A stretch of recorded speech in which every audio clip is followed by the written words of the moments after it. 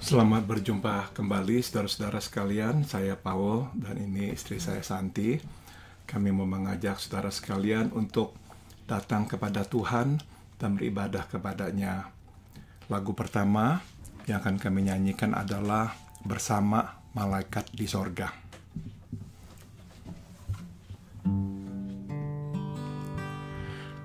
Bersama malaikat di sorga, nyanyikan kidung pujian, bermazmur bagimu, muliakan namamu. Yesus, aku memujimu.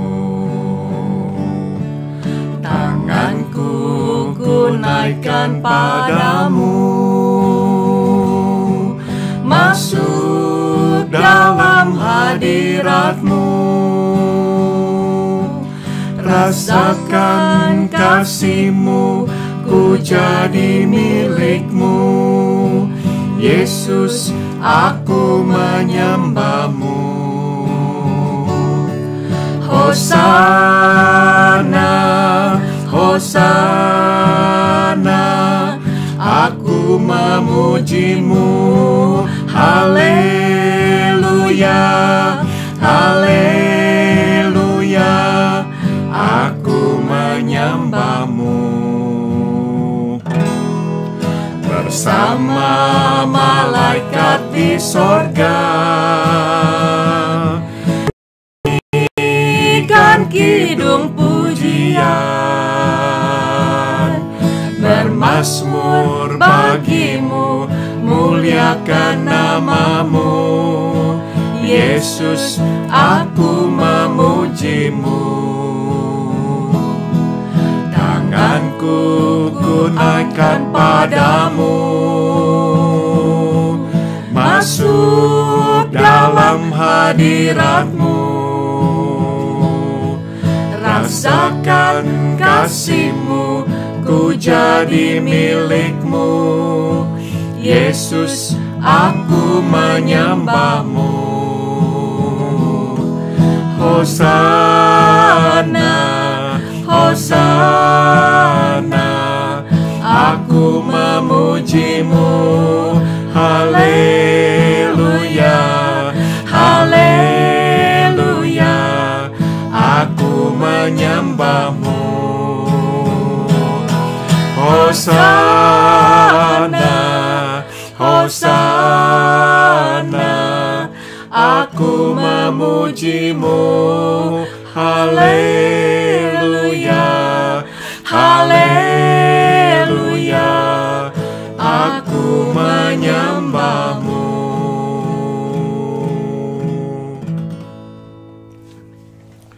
Mari kita berdoa. Bapa dalam surga, terima kasih atas kesempatan menyembah-Mu, mengangkat tangan kami, meninggikan nama-Mu.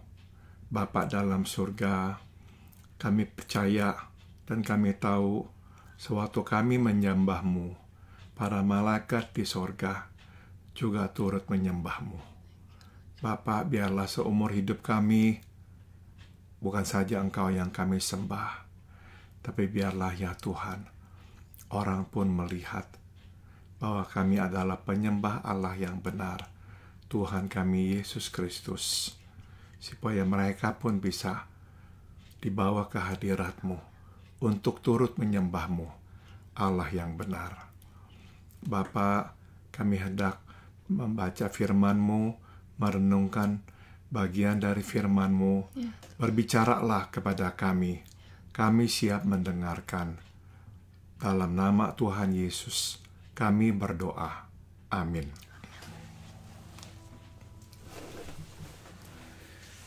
Saya akan bacakan firman Tuhan dari 1 Tawarikh pasal 26.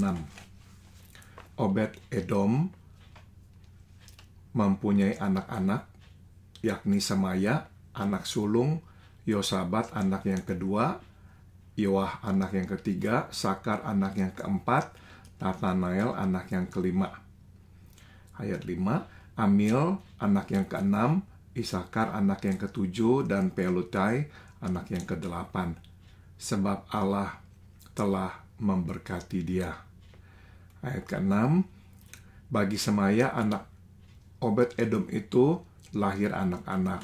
Mereka memegang pemerintahan di atas puak mereka sebab mereka itu adalah pahlawan-pahlawan yang gagah perkasa. Anak-anak Semaya ialah Otni, Rafael, Obed, dan Elsabat, serta saudara-saudaranya yakni Elihu dan semaknya. Orang-orang yang gagah perkasa. Ayat ke-8, mereka sekalian adalah dari keturunan Obed Edom, yakni mereka sendiri, anak-anak mereka dan saudara-saudara mereka. Masing-masing orang yang gagah perkasa, cakap untuk pekerjaan itu, 62 orang jumlahnya dari Obed Edom. Saudara, mungkin kita ini bertanya-tanya siapakah Obed Edom, kok kita jarang mendengar namanya. Saudara-saudara, kita pertama mendengar nama Obed Edom sebetulnya di pasal 13 di kitab yang sama, yaitu di 1 Tawarikh. Nah, saya bacakan mulai dari ayat ke-9. Ketika mereka sampai ke tempat pengirikan Kidon, maka Uza mengulurkan tangannya memegang tabut itu. Karena lembu-lembu itu tergelincir, maka bangkitlah murka Tuhan terhadap Uza, lalu ia membunuh dia oleh karena Uza telah mengulurkan tangannya kepada tabut itu. Ia mati di sana di hadapan Allah. Ayat 11, Daud menjadi marah karena Tuhan telah menyambar Uza demikian hebatnya. Maka tempat itu disebut orang Peres Uza sampai sekarang. 12, pada waktu itu Daud menjadi takut kepada Allah, lalu katanya, bagaimanakah aku dapat membawa tabut Allah itu ke tempatku? Sebab itu Daud tidak mau memindahkan tabut itu ke tempatnya, kata Daud. Tapi Daud menyimpang dan membawanya ke rumah Obed Edom, orang Gad itu. 3 bulan lamanya tabut Allah itu tinggal pada keluarga Obed Edom di rumahnya, dan Tuhan memberkati keluarga Obed Edom dan segala yang dipunyainya. Saudara, kita tadi sudah membaca latar belakang dari kisah ini, yaitu Daud sedang membawa tabut perjanjian ke Yerusalem. Nah, selama pemerintahan Raja Saul itu tuh tidak mempedulikan tabut perjanjian Tuhan. Nah, begitu akhirnya Daud menjadi raja, meskipun hanya di bagian selatan saja saat itu, Daud langsung memerlukan membawa tabut perjanjian pulang ke Yerusalem.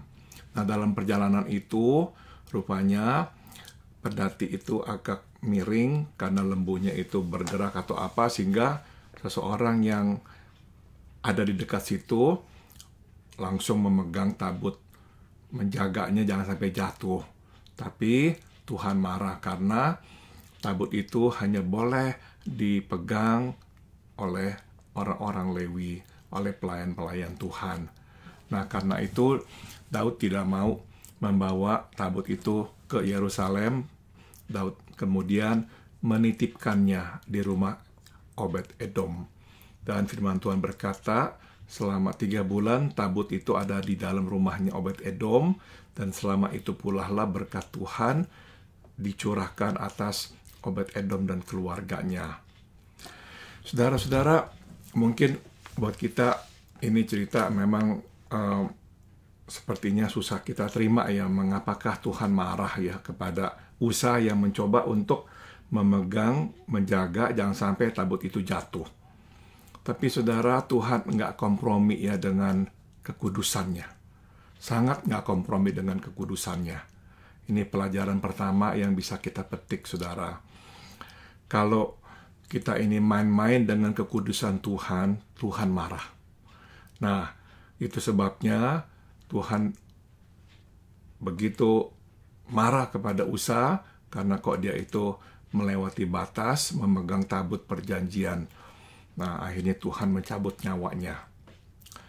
Saudara, reaksi Daud adalah marah dan takut. marah dan takut. Karena dia marah dan takut kepada Tuhan, dia nggak berani membawa tabut itu ke Yerusalem. Dia titipkan di rumah Obed-Edom. Saudara, memang kita bisa berkata Obed-Edom tidak punya pilihan saat itu. Ya sudah, harus terima karena yang meminta adalah raja. Tapi kok saya ini yakin bahwa Daud memilih Obed-Edom karena memang dia adalah seorang hamba Tuhan. Dia seorang Lewi. Dia seorang yang mencintai Tuhan dan melayani Tuhan. Tapi saudara, saya juga mau mengajak kita melihatnya dari kacamata Obed-Edom. Seharusnya saudara, Obed-Edom itu juga sama-sama seperti Daud, marah atau setidaknya takut. Ya jadi mungkin sekali kalau orang lain dititipi tabut perjanjian Tuhan akan ketakutan. Sebab waktu Tuhan marah, Tuhan langsung mencabut nyawa Uzah. Jadi dengan kata lain, tabut perjanjian itu diasosiasikan dengan teror. Nah, atau dalam bahasa kita sehari-hari, kita bisa berkata bawa sial. Nah, biasanya orang tidak mau ya rumahnya ditempati oleh sesuatu yang membawa ketidakberuntungan atau kemalangan, apalagi hukuman Tuhan. Tapi Obed-Edom bersedia. Ini menunjukkan dia mengenal Allah. Dia mengenal Allah. Dia tahu bahwa Tuhan marah karena Uzah melanggar kekudusan Allah. Dia tahu bahwa Tuhan bukanlah seorang Tuhan yang pemarah. Bukan. Tuhan adalah Tuhan yang kudus.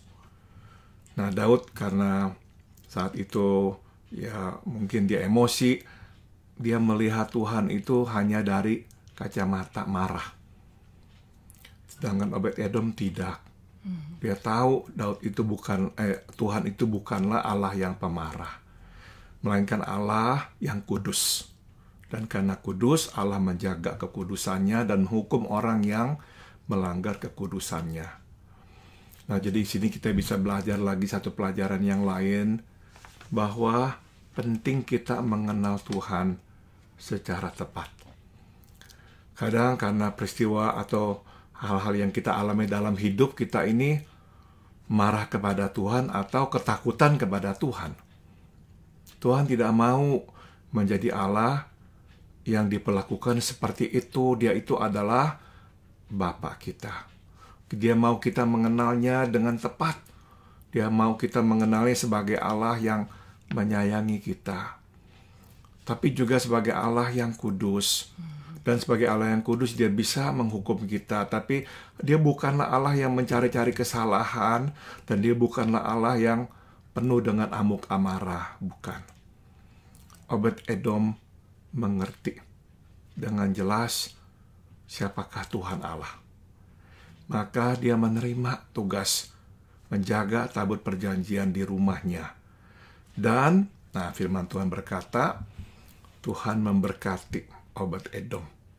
Selama 3 bulan tabut perjanjian ada di situ. Selama itu Tuhan memberkatinya. Tapi ternyata saudara, berkat Tuhan tidak putus setelah 3 bulan. Tadi kita sudah baca bahwa akhirnya keluarga besar Obed-Edom menjadi penjaga kemah suci, tempat orang Israel beribadah kepada Tuhan. Dan kita sudah baca juga anak-anak Obed-Edom ke-8-8-nya semuanya melayani Tuhan. Tidak ada yang tidak. Dan bahkan cucunya juga sama-sama melayani Tuhan, sehingga Alkitab mencatat ada 62 orang dalam keluarga Obed-Edom yang semuanya gagah perkasa, cakap mengerjakan tugasnya, dan semua melayani Tuhan. Saudara, ada pelajaran yang ketiga yang bisa kita petik di sini. Tapi sebelumnya saya mau mengatakan sesuatu terlebih dahulu.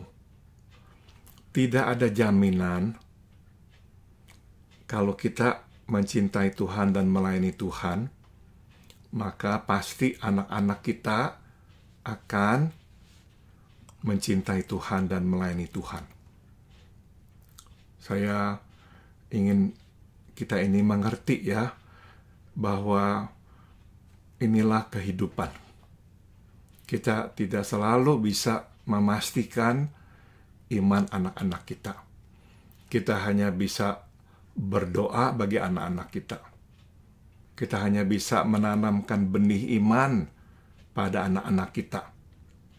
Tapi apakah pada akhirnya anak-anak kita akan mencintai Tuhan, melayani Tuhan, setia kepada Kristus? Itu memang bukan lagi wewenang kita. Tidak ada dalam kendali kita. Jadi saya mau berkata memang tidak ada jaminan itu. Tapi saudara, ini yang saya mau katakan. Meskipun tidak ada jaminan, anak-anak kita akan mengikut Tuhan gara-gara kita. Tapi gara-gara kita, Tuhan akan mengikuti anak-anak kita. Saudara, apakah ada jaminan bahwa anak-anak dan cucu Obed-Edom semua melayani Tuhan? Tidak. Tapi Alkitab di dua tempat yang kita baca tadi berkata yang sama. Tuhan memberkati Obed-Edom. Tuhan memberkati Obed-Edom. Berarti saudara, dari Obed-Edom, berkat Tuhan mengucur ke anak-anaknya dan ke cucunya. Maka sekali lagi saya mau ulang pelajaran ketiga yang bisa kita petik, yaitu memang tidak ada kepastian atau jaminan anak-anak kita akan mengikut Tuhan. Tapi jika kita dengan setia mengikut Tuhan, ada jaminan Tuhan akan mengikuti anak-anak kita dan cucu kita. Saudara, saya kadang dalam khotbah di gereja menceritakan sedikit tentang keluarga di mana saya dibesarkan. Saya diberkati Tuhan dengan banyak saudara sepupu, karena dari keluarga papa saya ada banyak anak. Jadi kakek saya diberkati Tuhan dengan cukup banyak anak, sehingga banyak sekali cucu-cucunya, yaitu saya salah satu di antaranya. Saya yakin kami semua, para cucu, akan setuju dengan satu hal, yaitu bahwa kami adalah penerima berkat Tuhan lewat kakek kami, yang kami panggil akung kami. Beliau yang disebut waktu beliau menjadi pengurus atau majelis di gereja di Jakarta dulu, dipanggilnya Cek Asyu, ya. Dia adalah seorang yang mencintai Tuhan, setia kepada Tuhan, berjalan di jalan Tuhan. Saya pernah bertemu ngomong-ngomong dengan paman saya, bukan dari pihak papa saya, paman dari pihak mama saya. Paman saya itu berkata kepada saya setelah saya menjadi hamba Tuhan, dia berkata,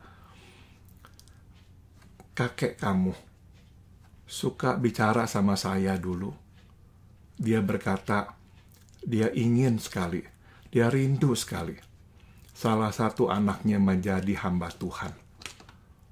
Memang di antara anak-anaknya tidak ada yang menjadi hamba Tuhan secara purna waktu, tapi saya tahu mereka semua mencintai Tuhan dan melayani Tuhan. Tapi dari cucu-cucunya ada yang menjadi hamba Tuhan. Nah, paman saya berkata, kamu adalah jawaban doa Tuhan, doa dari kakek kamu. Nah, saudara, saya melihat itu dalam keluarga di mana saya dibesarkan, bahwa gara-gara satu orang hidup benar dan setia di hadapan Tuhan, maka Tuhan dan berkat-Nya terus mengikuti anak-anaknya dan cucunya. Seperti kita lihat dalam keluarga Obed-Edom. Amin. Santi mau tambahkan, silakan. Hari ini saja diingatkan lagi untuk panggilan Tuhan, Tuhan yang kudus, dan kita menerima panggilan menjadi orang tua bagi anak-anak kita. Tapi kita juga percaya bahwa panggilan itu karena kudus, kita harus tetap mengkuduskannya dengan banyak berdoa dan meminta Tuhan memimpin kita menjadi berkat bagi anak-anak kita setiap hari. Kita tidak tahu akhirnya bagaimana mereka akan melihat atau mengikuti jalan Tuhan, tapi kita percaya bahwa apa yang kita lakukan dari hati yang menyayangi Tuhan, kita juga mau menjadi anak-anak Tuhan yang setia. Selagi kita setia, Tuhan juga akan setia, menjanjikan akan menjaga anak-anak kita. Terima kasih untuk janjinya yang begitu indah. Amin. Amin.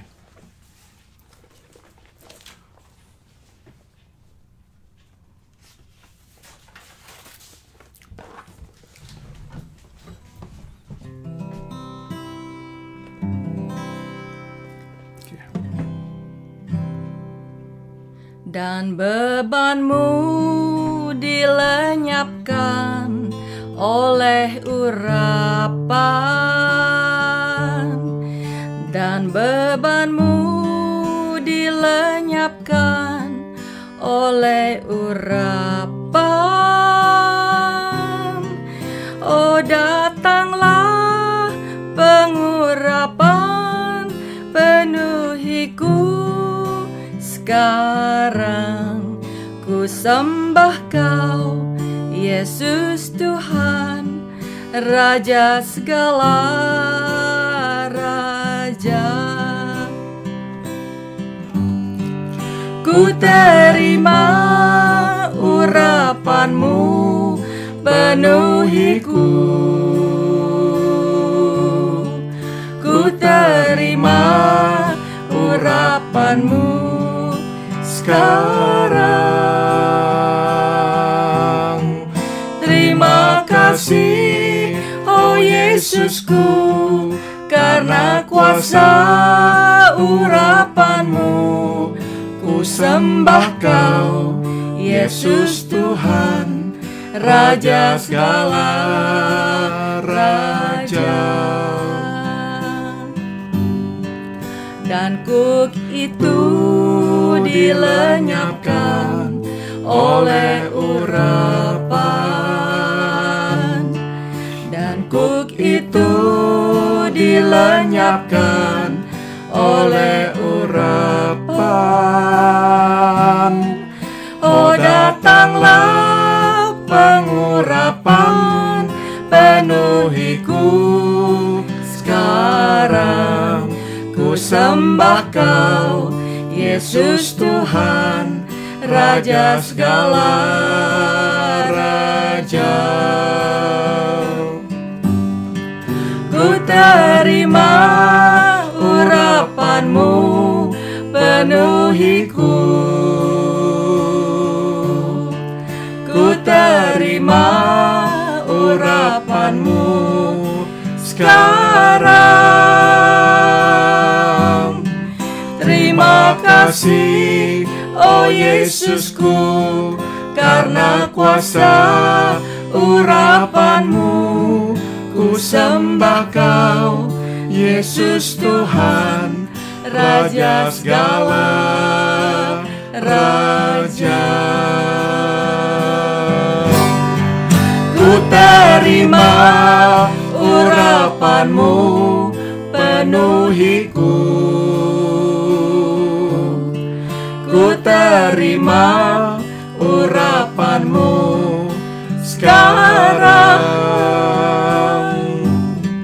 Terima kasih, oh Yesusku, karena kuasa urapan-Mu. Ku sembah Kau, Yesus Tuhan, Raja segala raja.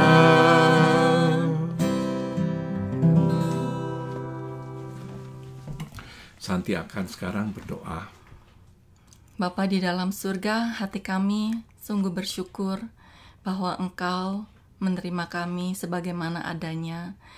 Kami tidak sempurna, tapi Engkau memilih kami menjadi orang tua bagi anak-anak kami, menjadi orang tua di gereja kami, di mana ada yang lebih muda, anak-anak sekolah minggu.